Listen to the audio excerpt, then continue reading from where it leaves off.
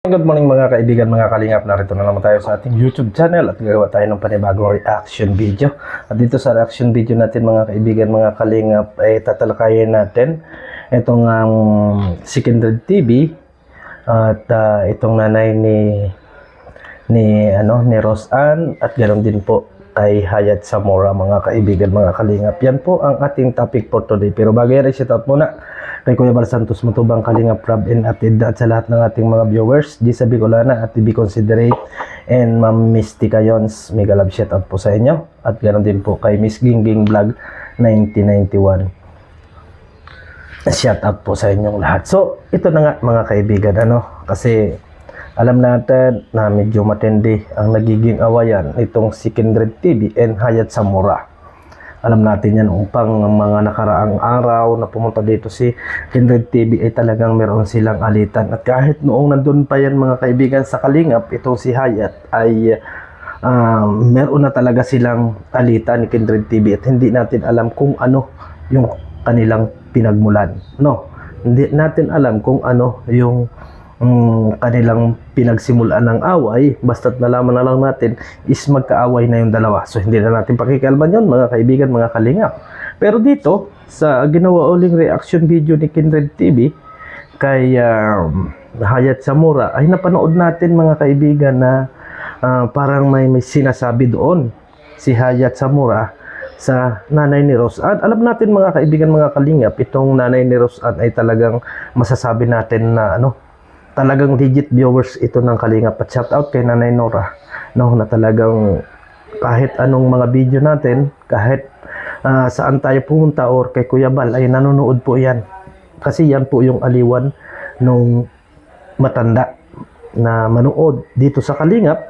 At ganoon din naman po si Rose Ann mga kaibigan, at yan ang masasabi natin, si Rose Ann ay legit. At ito na nga, sila na yung mga nagiging topic ng mga lumabas ng Kalingap.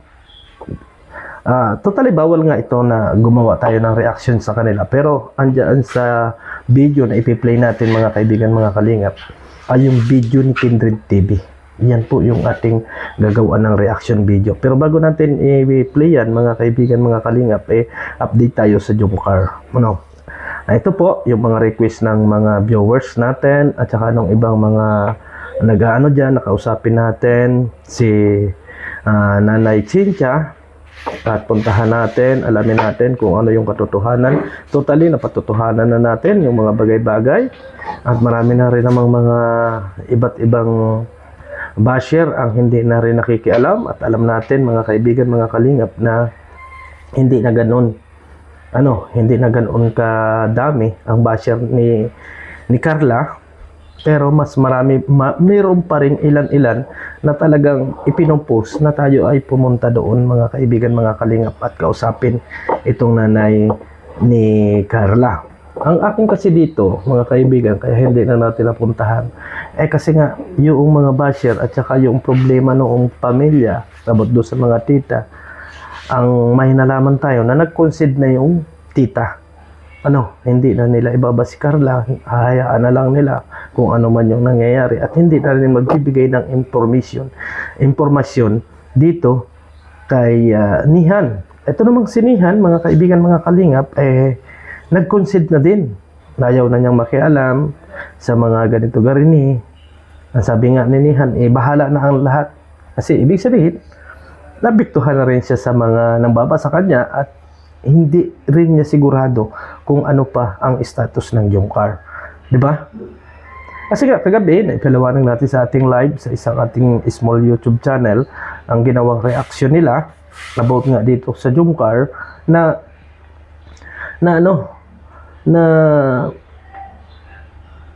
pinipilit nila doon na ang serye ng Jomcar ay love for sponsor lang. Ibig sabihin mga kaibigan, mga Kalingap, ginagawa lang ni Jomar at ni Carla na magplastikan sila sa mga live or sa lahat ng serye or sa pagiging magkakasama para magkaroon ng pera at magkaroon ng sponsor. So hindi po magandang yon, kaya yun ay atin nagawa ng reaction video mga kaibigan. Hindi maganda yon kasi hindi naman talaga ganon yung dalawa. Hindi naman talaga ganon na sinasabi ninyo na ginagamit lang or ginagamit yung mga sponsor at naaawa sila doon sa mga sponsor ni Jomar at ni Carla. Ito yung dagdag ko mga kaibigan. Papaano kayo maaawa kay Jomar at Carla at sabihin ninyo na hindi nakakatulong sa mga sponsor? Hindi po ganun mga kaibigan, mga kalingap.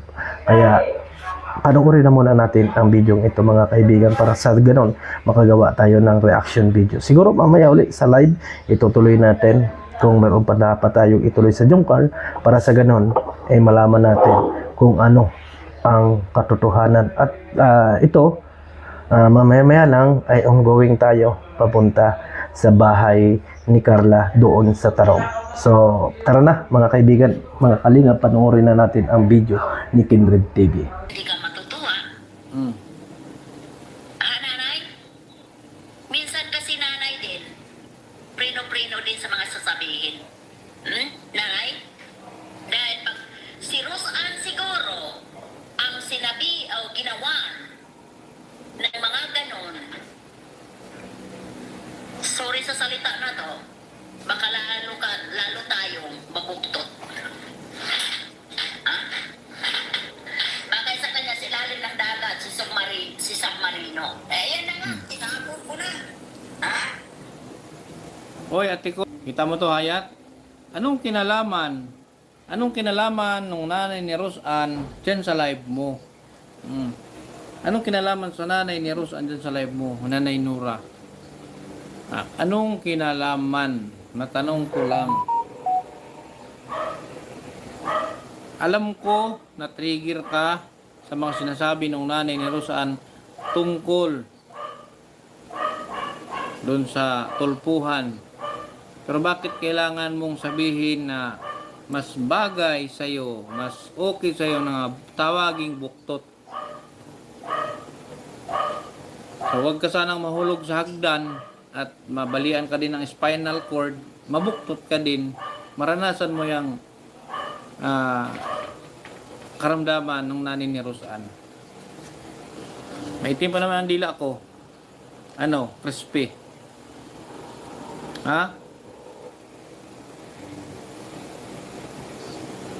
Tsaka di yan hindi mangyayari ang inano mo.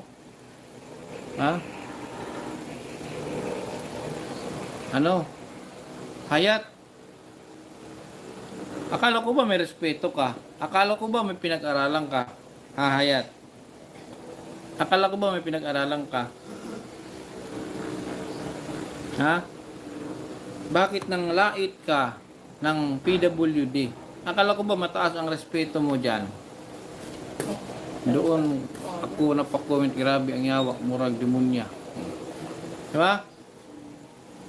Akala ko ba mayroon kang pinag-aralan?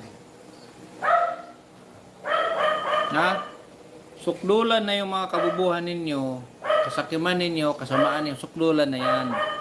Yung mga tao, ang ano kasi ganito, ang argumento dito, mga Team Guapa, ang argumento dito, reactor, kung sino mang nagano sa yun lang anuhan ninyo. Walang kinalaman yang mga beneficiaries, yan, kung sino yung nang-away, yun nang-awayin ninyo.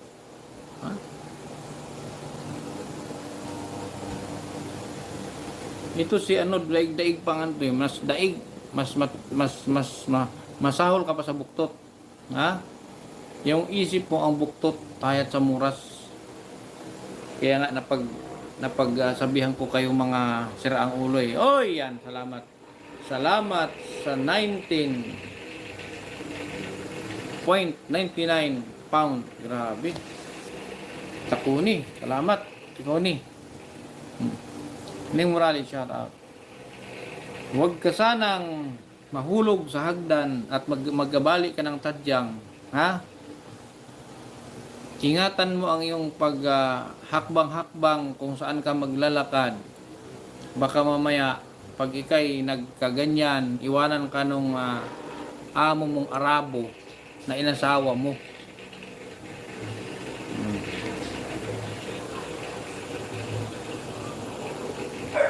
Pangit ng ugali niyan, puri gaba. Pangit na nga ang mukha, pangit pa ang ugali. Diba? Dahil pintasira ka, dahil mapanglait ka, alam mo bang may batas yang may batas yang mga PWD? Hindi mo pwedeng ano yung mga PWD. Oh, nainis ka? Nainis ka, Hayat, na hindi naman ikaw ang sinabihan? Hindi naman ikaw ang sinabihan, hindi naman ikaw ang pinatungkulan. Bakit ikaw ang nag-react? Bakit ikaw ang nag-react na hindi naman ikaw ang pinatungkulan ni Nanay Nora? Ganun nakatindi ang tama ng utak mo, Hayat Samuras, ha? Wait lang, i-display ko lang dito tong mukha niya. Lagyan natin tong mukha ni Hayat Samuras. Ayan o. Huwag kayong magreklamo. Nandyan lang yung mukha niya. Oh. Mga kaibigan, mga kalingap, narinig natin yung reaction ni ni Kindred TV about sa mga bagay na yan na sinasabi nga ni Hayat Samura laban dito sa nanay ni Rose Ann. At dyan nga narinig din natin doon sa i-play ni ni Kindred TV na video ni Hayat Samura ay nakikita nga natin, mga kaibigan, mga kalingap, na merong hindi maganda doon para sa akin, kasi isipin nyo na PWD yung matanda.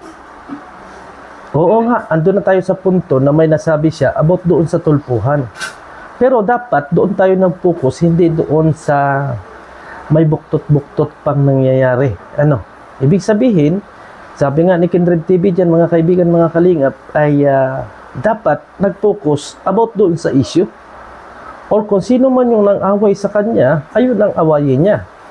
Halimbawa, katulad ng nangyayari sa ngayon, na inaaway siya ni Kindred TV o nagkakaroon sila ng away, yun ang awayin at huwag yung mga nanay ng beneficiaries. Yan yung nakukuha ko at na-analyze ko sa mga vlog or sa video ni Kindred TV or doon sa live ni Kindred TV. Kaya nagawa natin ng reaction video. At ako, bilang isang reactor, mga kaibigan, ayaw ko din po na ang isang PWD ay mahahamak natin or maiitakil natin dito sa ating reaction video. Diba? Kasi doon lang tayo, halimbawa, PWD, dapat doon lang tayo mag-focus sa issue, hindi tayo mag-focus doon sa anyo ng tao or doon sa kalagayan ng tao, bagkus sasagutin natin about doon sa issue. Katulad nga niyan, may nasabi nga si Nanay Nora about doon sa pagpapatulpo at kita naman natin yung emosyon ng matanda, ay dapat doon tayo nag-focus, mga kaibigan, at sagutin ng mas maayos. O, diba? Kaya siguro, nag-alma ito si Kindred TV at nagalit na namang muli dito kay Hayat Samura kasi nga may nakuha or may nakita na hindi maganda. Sana sa susunod, issue-issue lang, mga kaibigan, mga kalingap.